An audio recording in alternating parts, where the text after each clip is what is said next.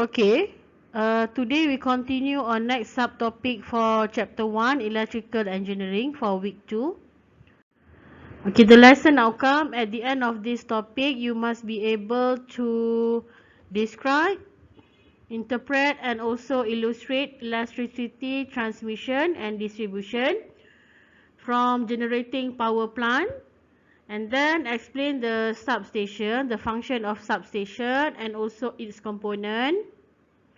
And lastly, differentiate the difference between the single phase and the three-phase system. Okay, this is the national energy grid where it contains the high voltage electric power transmission network. And in our country, we have three companies that control the power supply, which is well known and popular name Tenaga Nasional Berhad (TNB). And we have different company for Sabah and Sarawak. Sabah is Sabah Electricity Sdn Berhad SESB, and for Sarawak is Sarawak Electricity Supply Corporation SESCO. Okay, this is the power plant generations, transmissions and distributions. I think you already familiar with this drawing where we will split the distributions of power to industrial and also for domestic or residential area. Okay, this is the step. We have 5 steps. Let's go through one by one. For the first one is power plant generating facilities. Okay, at this point 1 we have turbine, axles, generators and also alternators.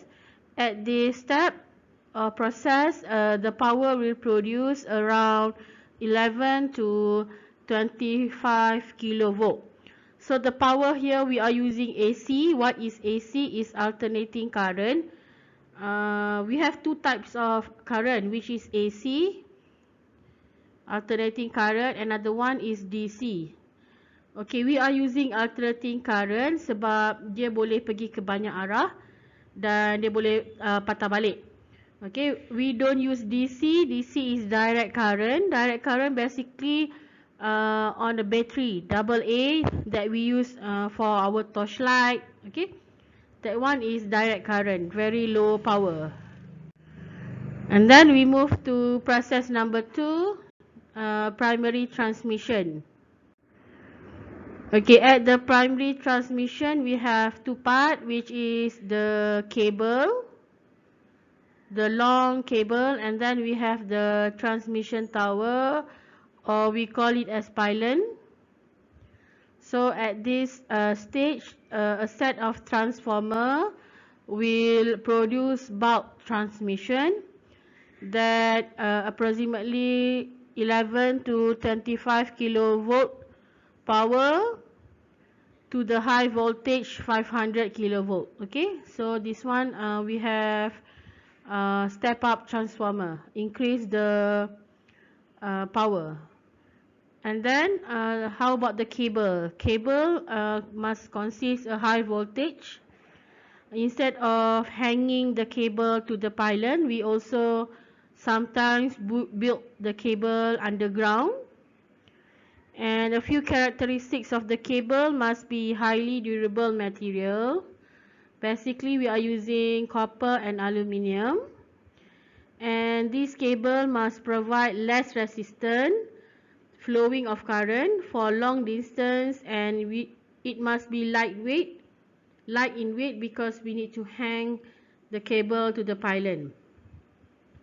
Okay, how about the pylon or the transmission tower? It is a tall structure. Basically we are using steel lattice tower, and the common height is ranges from 15 to 55 meter. Very long structure, very high structure. Okay, so we settle for primary transmission. The next process is at the secondary transmission. Okay, at the secondary transmission substation, it consists of step down transformer from 500 kilovolt to 33 kilovolt. So where we use the 33 kilovolt, it is for large heavy industries and also various street. Okay, lampu-lampu jalan semua guna 33 kilovolt that supply from the secondary transmission. Okay, at this point, the high transmission cable are on the pylon, where the pylon are less smaller due to smaller transmission cable. So you can see from this pylon, the cable used must be smaller because the voltage is already decreased to 33 kilovolt. Okay, settle for number 3 and then we move for number 4, primary distribution. Okay, at primary distribution, again we are using the step down transformer. We reduce the 33 kilovolt to 11 kilovolt. Why? Because we just need only 11 kilovolt to supply to heavy consumption industry and also the urban areas. And then at this point we are using the distribution using cables on large unipole. So you can see the unipole is here, that hanging to the pylon. Okay, the unipole actually also consists a single pole of either reinforced concrete or made by CHS steel pole. What is CHS? It is a circular high series. Okay, maksud dia pernah tak tengok macam tube macam ni. Okay, it makes from circular area. Ataupun kita ada rectangular, ataupun kita ada square. This one is to support the branches on the both sides for the cable.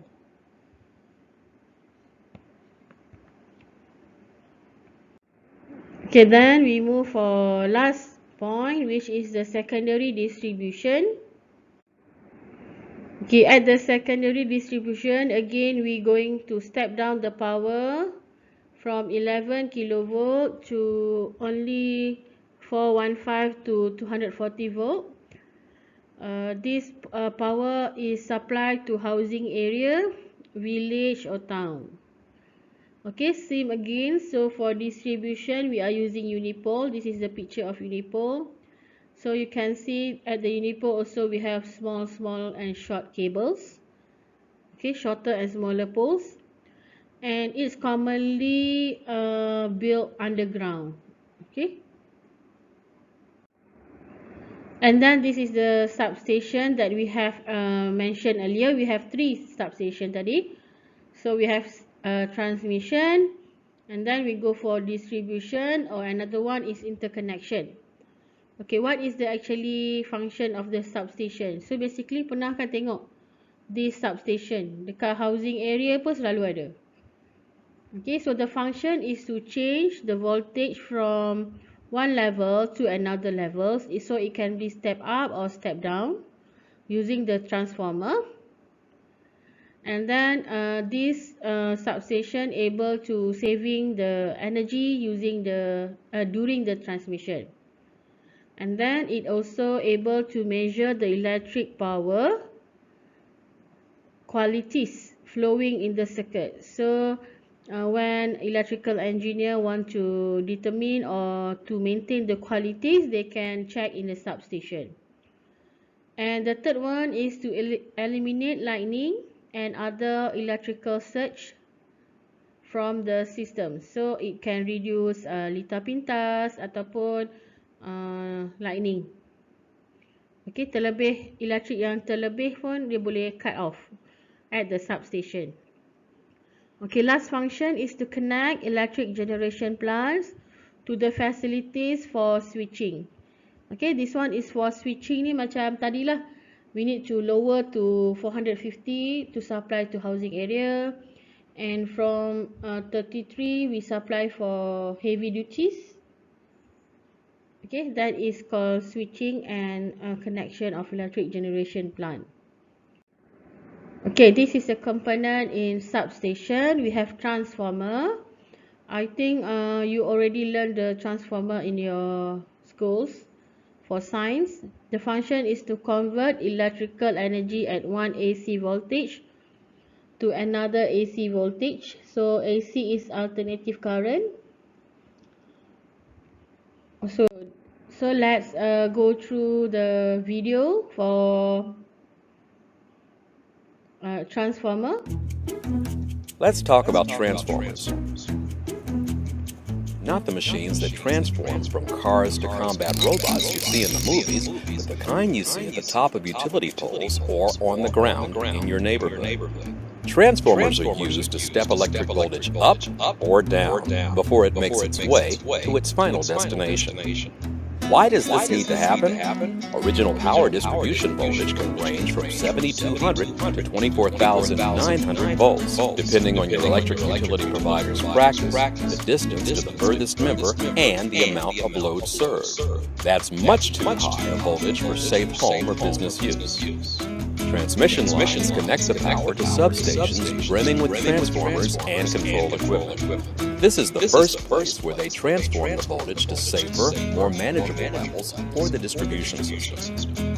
The voltage then travels through distribution lines, takes one or two more steps down, and arrives at your home. Power feeds into your home's electrical outlets and lights at 120 volts, while water heaters, ranges, and HVAC systems receive 240 volts, both considerably lower than the original voltage. Here's a quick look at how transformers actually work for a typical American home. Transformers start with an iron core. On two sides of this iron core, wire is coiled. On the high voltage side, the coil is wrapped around the core many times. This side receives or produces high voltage. On the other side, the coil is wrapped around fewer times, receiving or producing lower voltage. As the electricity flows through the high voltage coil, it creates a magnetic field that induces a lower voltage in the other coil.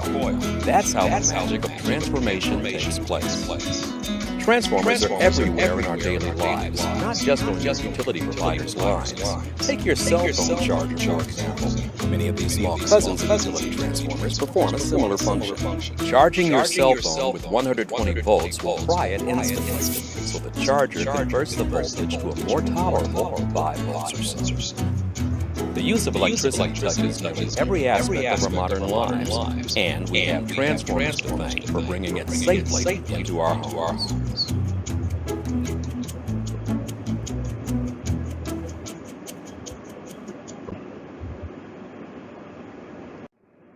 Okay, then we go through another component in substation. So the first one is transformer, and then we have lightning and surge arrestor. The function is for limiting the surge voltage. Okay, surge is electric current due to lightning strikes or equipment fault to other event. Okay, equipment fault contoh dia lintah pintas tadi lah. Okay, ataupun over voltage yang just now ada tunjuk dekat video. We use high voltage for telephone, it's not good. And then this lightning surge arrestor will prevent the damage of equipment and disruption of services. Okay, you can see where is the lightning arrestor located. So it is a coil that link to the transformer. Okay, lightning arrestor is above and we have transformer. Okay, the third component in the substation is all circuit breaker. It used to automatically switch in and out the circuit and equipment of a system in a substation. So it acts as the automatic switch. And then to provide cooling and to prevent arcing when the switch is activated. Okay, and then 4 is a high voltage switch gear. It's used for isolating and de-energize the circuit.